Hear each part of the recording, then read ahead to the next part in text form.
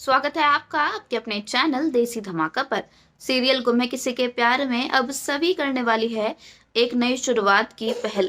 जी हाँ दोस्तों, अब जब अस्मिता ने सभी को समझाया है कि उसे और अपने और ईशान के इस रिलेशन को एक चांस देना चाहिए, तो यह सभी एक डेट प्लान करने वाली है। सभी अब लेकर जाने वाली है ईशान को एक रोमांटिक डेट पर। फाइनली सभी ने डिसाइड कर ही लिया है कि वो अपने और ईशान सर के रिश्ते को एक मौका जरूर देकर देखेगी।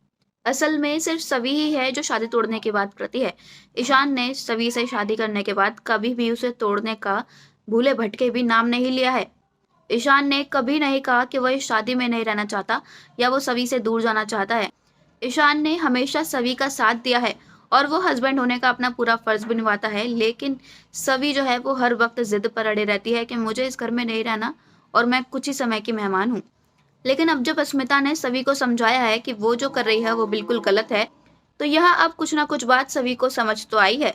अब यहाँ सभी अपने और ईशान सर की शादी को एक मौका देते हुए नजर आने वाली है कि शायद ये चल ही जाए। सभी लेकर गई है ईशान को एक डेट पर, जहां अब सभी ईशान से कहने वाली है कि सर मैं जानती हूँ मुझसे बहुत ज्यादा गलतियां हुई हैं अब तक, और आपने हर बात में मेरा साथ दिया है। मैंने आपकी और आपकी फैमिली के साथ अभी तक जितनी भी बदतमीजी की है उन सब के लिए प्लीज मुझे माफ कर दीजिए। मेरी वजह से हर फंक्शन में दिक्कतें हुई क्योंकि मैंने कभी शादी को परमानेंट माना ही नहीं, लेकिन अब ऐसा नहीं है। अब मैं हमारे रिश्ते को एक मौका देना चाहती हूँ और इसमें मुझे आपका साथ चाहिए। मुझे पता है आप हमारी शादी को बिल्कुल दिल से मानते हो। हमारी शादी चाहे जिन भी हालातों में हुई,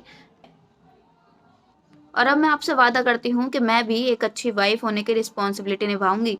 अब से मैं आपके परिवार को अपने परिवार की तरह ही मानूंगी और सबकी चीजों का ख्याल रखूंगी। अक्का साहेब और राव साहेब को शिकायत का मौका नहीं दूंगी और सभी लोगों का ध्यान भी रखूंगी, लेकिन इन सब चीजों में मुझे आपके साथ की जरूरत पड़ेगी। दोस्तों, यहाँ ईशान सभी के पीछे पीछे रीवा भी आ जाने वाली है और वह सभी की सारी बातें सुन लेगी और उससे बहुत अटपटा लगने वाला है कि सभी अभी तक तो बस ये कह रही थी कि मुझे इस घर में नहीं रहना, तो अचानक इसे क्या हो गया। रीवा को सभी का ईशान पर हक जताना बिल्कुल भी अच्छा नहीं लग रहा है। सभी और ईशान में अब जिस तरह क्लोजनेस बढ़ रही है वो रीवा से बिल्कुल भी बर्दाश्त नहीं हो रही है। यहाँ सभी के सवालों का ईशान जवाब देता उससे पहले ही रीवा कह देने वाली है कि तुम्हें अचानक ये सब कैसे सूझा। तुम्हें रहना ही क्यों है भोसले निवास में? तुम्हारी बहन को होश आ जाए तो तुम चुपचाप चली जाना। तुम्हें इस झूठ मूठ के रिश्ते को मौका देने की कोई भी जरूरत नहीं है।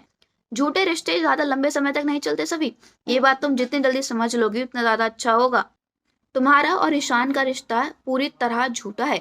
भले ही तुम लोगों ने शादी कर ली है, लेकिन इसका मतलब ये नहीं कि तुम भोसले निवास में टिक कर ही बैठ जाओ। जब तुम्हारा काम हो जाए तो यहाँ से चलती बनो। भोसले खानदान की असली बहू सिर्फ मैं हूं, ना कि तुम। तो मेरे ईशान पर हक जताने से पहले 100 बार सोच लेना। ईशान सिर्फ मेरा है और किसी का भी नहीं। दोस्तों, आपको क्या लगता है, क्या ईशान अब सभी के साथ मिलकर नई शुरुआत करने के लिए तैयार होगा या फिर रीवा यहाँ कामयाब हो जाएगी अपनी बात मनवाने में? आपको क्या लगता है हमें कमेंट्स में जरूर बताइएगा। साथ ही साथ अगर नहीं किया है चैनल को सब्सक्राइब तो जरूर कर लें ताकि सीरियल की सारी न्यू अपडेट्स आप तक पहुंचे सबसे पहले। धन्यवाद।